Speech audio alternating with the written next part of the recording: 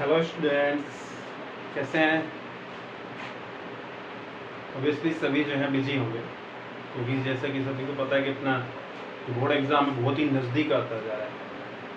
जैसे जैसे एक एक दिन ज़्यादा निकलता जाएगा, वैसे वैसे आपकी जो बेचैनी है वो बढ़ती चली जाएगी। वैसे ही आपकी जो प्रॉब्लम सॉल्विंग कैपेसिटी है वो भी बढ़ती जानी चाहिए, क्योंकि जब तक आपकी प्रॉब्लम सॉल्विंग कैपेसिटी नहीं बढ़ेगी, एग्ज़ाम में मज़ा नहीं आएगा आपको। वहाँ पर परेशानी खड़ी हो जाएगी अगर आप नहीं बढ़ाते अपनी सॉल्यूशन कैपेसिटी। जो प्रॉब्लम सॉल्विंग कैपेसिटी है वो आपको इंक्रीज करते रहना पड़ेगा, और वो किससे होने वाली है? उसका एक ही तरीका है, और वो है practice, practice and practice. Practice can make you better.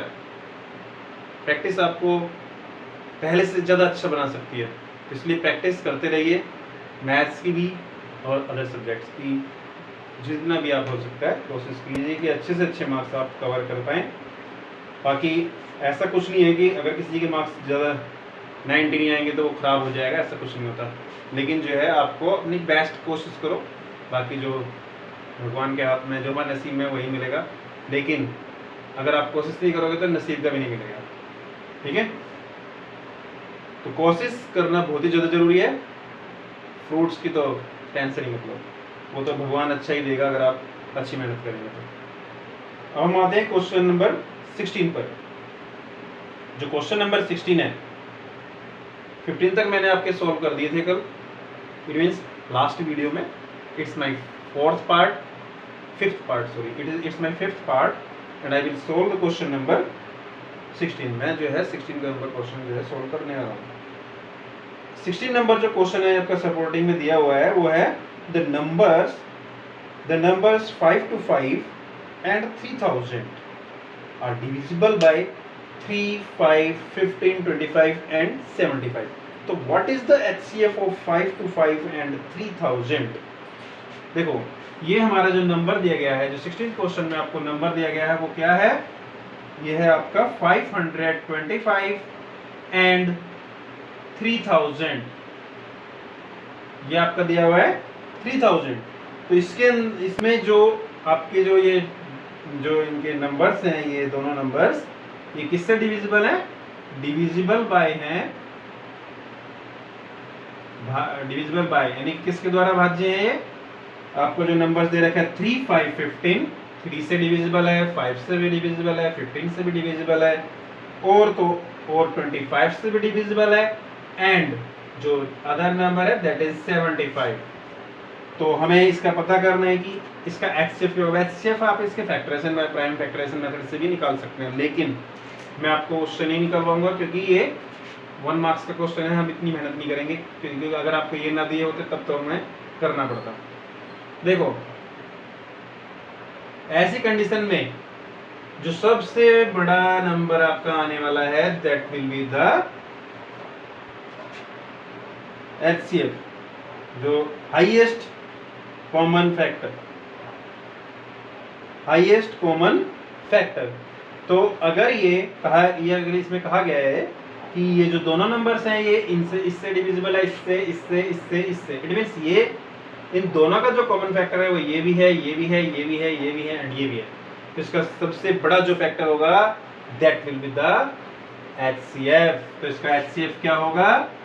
HCF होगा हमारा ऑफ 5 to 5 एंड 3000। ये आपका HCF होने वाला है 75। ये आपका आ गया answer, okay?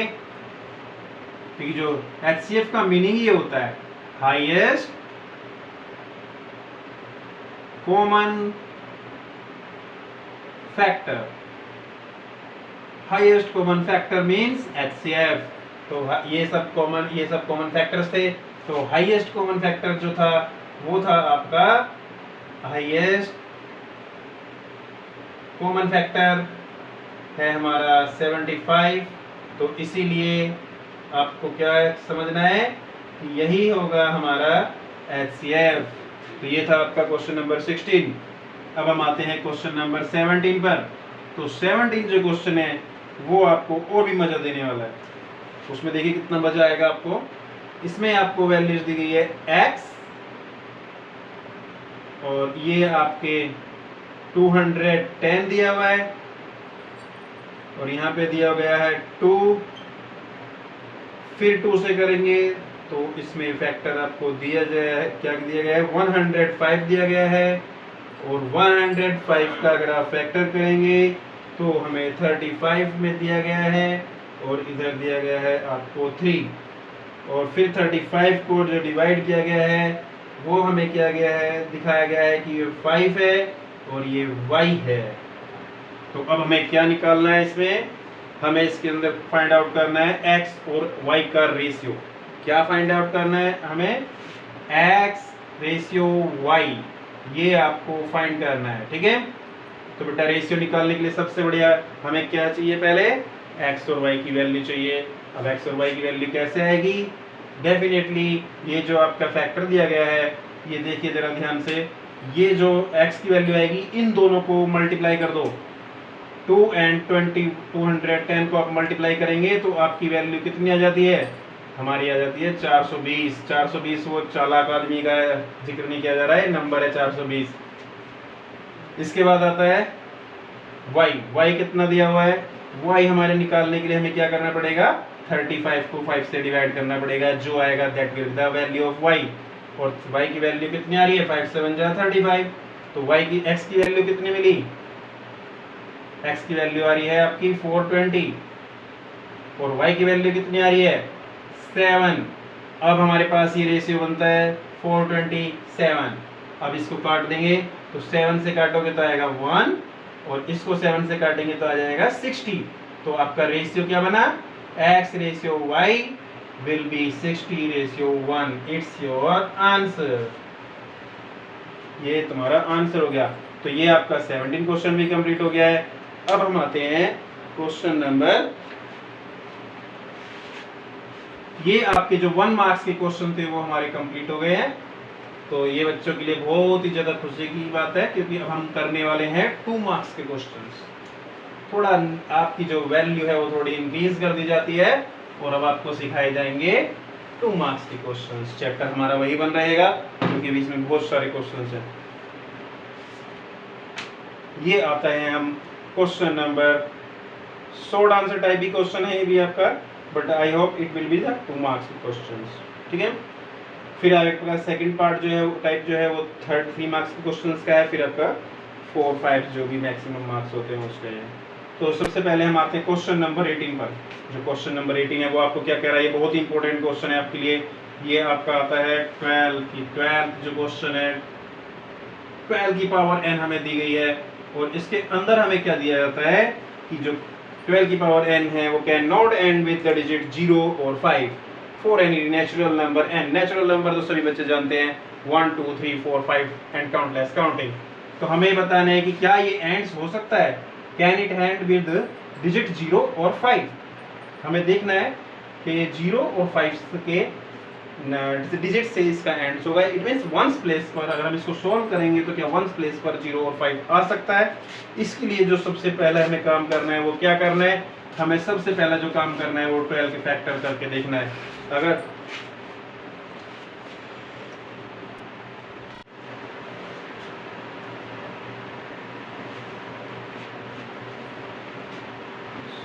Sorry for interruption, video में थोड़ा गैप इसलिए आ गया क्योंकि फोन जो था ओवर हीटेड हो गया था। यस, अब हम आते हैं क्वेश्चन नंबर 18 पे चल रहे थे हम। क्वेश्चन नंबर 18 में हमें दिया गया है कि 12 की पावर n को क्या ये अगर इसको एक्सपेंड करेंगे तो क्या ये 0 और 5 से एंड हो सकती है। तो ये देखने के लिए सबसे पहले हमें क्या करना पड़ेगा, हमें करना पड़ेगा 12 के फैक्टर्स। और 12 के फैक्टर्स क्या होने वाले हैं, देखिए जरा। 12 के फैक्टर्स आपके हो जाएंगे 12 2 4 2 6 12 2 3 6 3 1 3। तो ये थे आपके फैक्टर्स 2 × 2 × 3। अब हम यहाँ देख रहे हैं कि ये 2 में है, 2 में है और 3 में है। ये हमारे जो फैक्टर्स हैं किसमें आ रहे हैं, 12 के फैक्टर 2 2 एंड 3। 12 की power n does not contain 12 does not contain 12 does not contain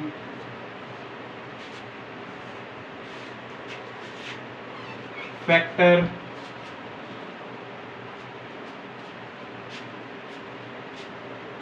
does not contain factor 5. So 12 की power n cannot end with 0 or 5. This is the question. This is the solution. अगर आपके पास 12 की power n को factor करके देख लेना, कोई भी नंबर हो उसके फैक्टर करना, अगर वो 2 और 5 में आता है तो उसकी जो एंडिंग है वो 0 से होना तय है। ओके, अगर ये ओनली इसमें 2 ना आए, अगर इसके अंदर 2 ना आए और बाकी के साथ 5 भी आ जाए तो ये कंफर्म है कि जो 5 का जो इस नंबर का जो एंड्स होगा वो 5 से ही होगा। ठीक है, अगर 2 भी है तो 0 और 5 दोनों से हो सकता है। फिर अगर 2 एंड 5 दोनों है तो 0 से होगा, 100% 0 से ही होगा। अगर 2 नहीं है, ओनली 5 है तो 5 से ही होगा। ये आपको ध्यान देना है। ठीक है, अब हम आते हैं क्वेश्चन नंबर 19 में कहा गया है कि what is the smallest number by which √5 - √3 is to be multiplied to make it a rational number. √5 जो 19 क्वेश्चन हमें दिया गया है उसमें हमसे क्या कहा जा रहा है, उसमें हमसे कहा जा रहा है कि क्या √5 - √3, ये जो √5 - √3 इसने दिया हुआ है क्वेश्चन में, वो ऐसा स्मॉलेस्ट नंबर आपको पता करना है जिसको इससे मल्टीप्लाई करके ये एक रेशनल नंबर बन जाए। तो द रिक्वायर्ड स्मॉलेस्ट नंबर क्या होने वाला है? द रिक्वायर्ड स्मॉलेस्ट नंबर आपका हो जाएगा स्मॉलेस्ट नंबर विल बी √5 - √3 है, इसके साइन को अपोजिट कर दो तो क्या आ जाएगा? √5 + √3। तो वो नंबर हमारा होगा √5 + √3। इसने फिर पूछा है कि अगर यहाँ पे √5 - √3 दिया हुआ है और तो ये रिक्वायर्ड नंबर आ गया। अब इनको मल्टीप्लाई करके इट मींस अगर जो रेशनल नंबर हमें मिलने वाला है वो क्या होगा ये भी बताना है। तो the rational number will be क्या होगा? द रेशनल नंबर क्या होने वाला है? √5 - √3 और √5 + √3। अगर √5 - √3 को √5 + √3 से करेंगे तो क्या होगा? √5 का होल स्क्वायर बनने वाला है और उसके बाद बन जाएगा √3 का होल स्क्वायर। अब √5 का होल स्क्वायर क्या होगा ये समझने के लिए हमें क्या करना पड़ेगा? √5 को √5 से मल्टीप्लाई करेंगे तो क्या आ जाएगा? 5। क्या आएगा बच्चों? 5 माइनस √3 को √3 से करेंगे तो आ जाएगा 3 और आपका आंसर आ जाएगा 2। तो हमारे पास दो क्वेश्चन रेज किए गए थे। रिक्वायर्ड स्मॉलेस्ट नंबर जिसको इससे मल्टीप्लाई करके ये रेशनल नंबर बन जाएगा, दैट विल बी √5 + √3। एक आंसर ये आ गया, दूसरा आंसर 2 आ गया। यही हमसे क्वेश्चन किया गया था। अब हम आते हैं क्वेश्चन नंबर 20। क्वेश्चन नंबर 20, आज गर्मी ज़्यादा होने की वजह से इस रूम में हीट ज़्यादा है, जिसकी वजह से मेरा फ़ोन जो है बार बार हीट दिखाया जा रहा है। इसलिए ये वीडियोस मेरे को चेक करनी पड़ रही है कि क्या ये क्लियरली बन रही है या नहीं। Let's check again. Okay, I hope this question will be completed before heating. Find one rational number and one irrational number between √2 and √5। ये आपका 20 क्वेश्चन बोल रहा है। 20 क्वेश्चन में दिया गया है कि क्या √2 and √5, ये दो नंबर आपको दिए गए हैं √2 and √5, क्या इसके बीच में आप एक रेशनल और एक इरेशनल नंबर निकाल सकते हैं? तो ये देखिए, एक रेशनल नंबर और एक रेशनल निकालना है। रेशनल निकालने के लिए तो बहुत ही आसान तरीका है हमारे पास। जब भी कभी ऐसे क्वेश्चन आए और रेशनल नंबर पूछे तो आप सीधे लिख देना √2 + √5 √2 + √5 अपॉन में 2। एक रेशनल, ये तो हो गया रेशनल नंबर। ठीक है, दूसरा क्या करना है आपको? इरेशनल निकालना है। तो इरेशनल निकालने के लिए हमारे पास क्या होगा? उसको निकालने का तरीका हमें क्या करना पड़ेगा? पहले √2 को उसमें बदलना होगा। इरेशनल बाद में निकालेंगे, पहले √2 को बदलते हैं पॉइंट में, और √2 का पॉइंट में होता है 1.414। ओके, और √5 का क्या होगा? √5 की वैल्यूज हमें निकालनी पड़ेगी। ये डिवीजन मेथड होता है, अगर आपको आता है तो ठीक, नहीं आता तो सीख लो, क्योंकि इसकी आपको बहुत जरूरत पड़ने वाली है। 2 2 जा 4, 1 पॉइंट यहाँ पे लगेगा, एक पेयर आप 0 का नोट डाउन करेंगे, 2 और 2 हो गया 4। अब 4 के आगे 2 लगाओ यहाँ और 2 यहाँ लगाओ, तो 2 2 जा 4 एंड 2 4 जा 8, यहाँ बच गया आपका 16। नोट डाउन कर ली 2 0, 4 प्लस इसमें 2 प्लस कर दो, 2 44, 44 के आगे मैं अगर 1 लगाता हूँ, 4 4 जा 16 पे ज़्यादा हो जाएगा, तो इसलिए 3 लगा के यहाँ पे भी 3 आ जाएगा, तो हमारा क्या आ गया 2.23। एक तरीका ये था कि हम इसमें दोनों का इसमें डेसिमल में निकालने के बाद आप इसके बीच में रेशनल भी निकाल सकते हैं एंड इरेशनल भी निकाल सकते हैं। तो रेशनल इसमें 1.5 हो सकती है, यस। अगर मैं इसके हिसाब से दूंगा तो आंसर आएगा, रेशनल हो जाएगा 1.5।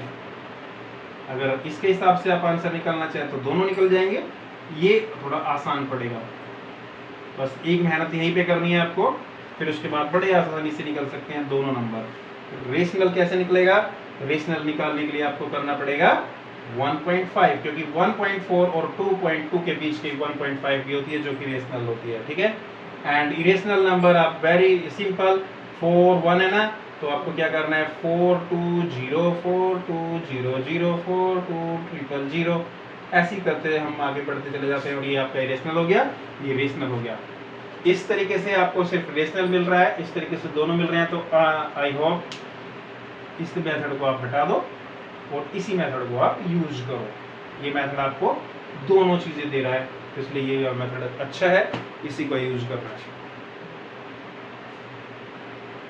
मेरी वीडियोस को लाइक एंड शेयर सब्सक्राइब करें और पढ़ते रहिए। जितना आप ज़्यादा से ज़्यादा पढ़ेंगे उतने अच्छे मार्क्स लाएंगे, घर वाले भी खुश होंगे, पड़ोसी भी खुश होंगे। हो सकता है कुछ पड़ोसी को दुख हो जाए, लेकिन बहुत पड़ोसी आपके अच्छे खुश हो जाएंगे जो अच्छे पड़ोसी हैं, और आपके फ्रेंड सर्कल भी खुश होंगे, वो भी आपका भी नाम होगा, आपके घर वालों का भी नाम होगा, और आपकी तरक्की को एक नई राह मिल जाएगी। इसलिए अच्छी मेहनत कीजिए, अच्छे मार्क्स लाने की कोशिश कीजिए।